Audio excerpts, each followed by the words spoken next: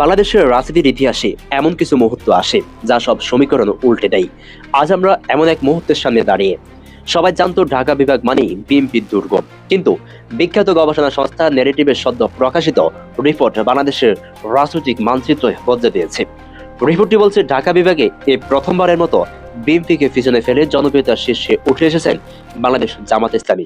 পরিসংখ্যানটা দেখুন, জামাত ইসলামী 33.6%, বিএনপি 30.1%, জাতীয় নাগরিক পার্টি তথা এনসিপি 6.6%। মাত্র 3.5% ব্যবধান, কিন্তু রাজনীতির মাঠে এটাই মহা ব্যবধান।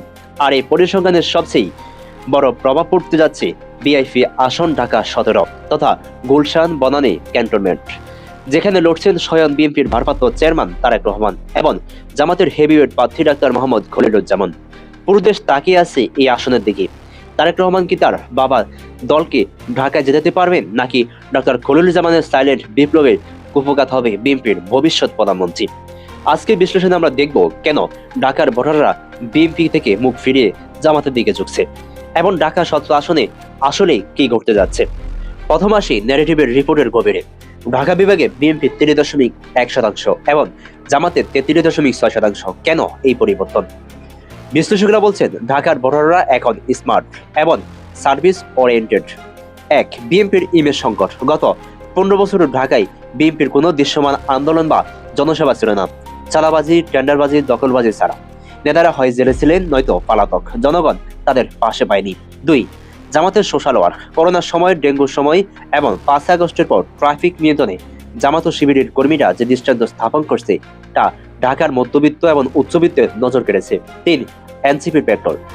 ঢাকায় এনসিপি 6.6% ভোট মূলত তরুণ বা এরা আগে হয়তো বিএনপিকে ভোট দিত এমপি আমলিক হিসেবে, কিন্তু এখন তারা এনসিপিকে বেছে নিচ্ছে।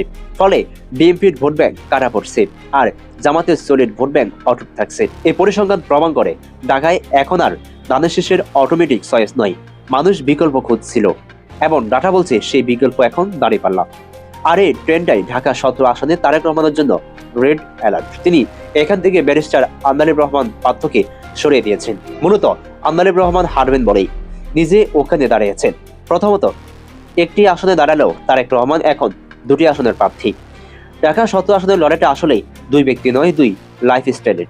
তারেক রহমান তিনি বিএনপির পেস, কিন্তু তার সবচেয়ে বড় দুর্বলতা হলো ডিসকানেক্ট। গুলশান বানানের নতুন প্রজন্মের ভোটাররা তাকে চিনে ভিডিও কনফারেন্সের নেতা হিসাবে। তিনি দেশে ফিরেছেন ঠিকই, কিন্তু সাধারণ মানুষের সাথে তার অর্গানিক কানেকশন বা নারীর টান এখনো তৈরি হয়নি।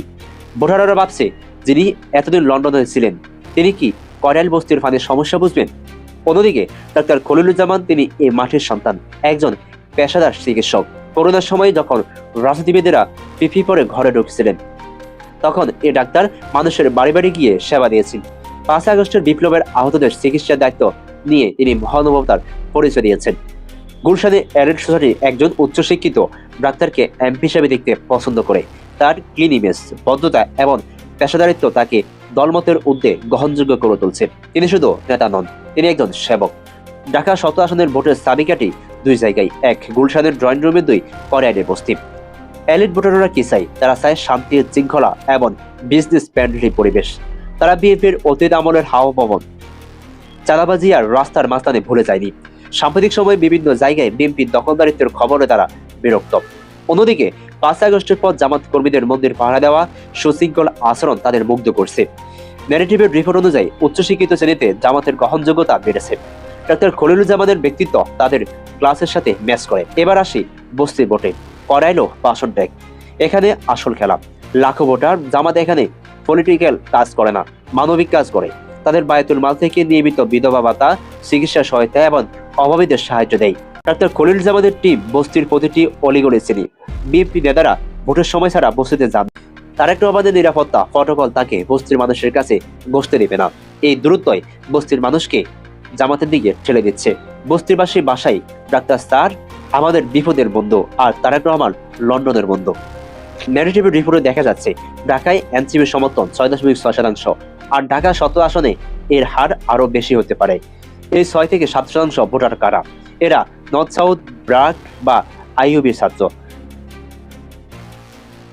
এরা তারেক রহমানকে ওল্ড স্কুল বা পলিটিশিয়ান মনে করে।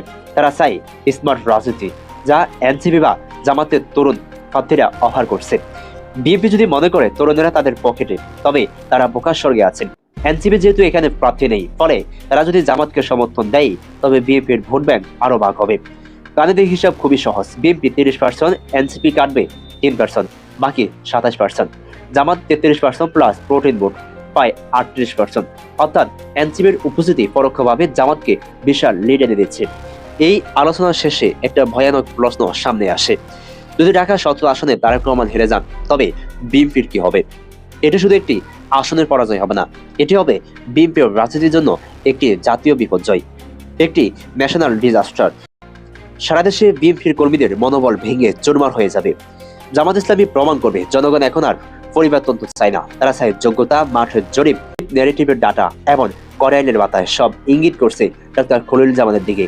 তারেক রহমান কি শেষ মুহূর্তে কোনো ইমোশনাল কার্ড খেলে বাজি উল্টে দিতে পারবে, নাকি গুলশানের মাটিতে বিএনপির স্বপ্নের সমাধি হবে?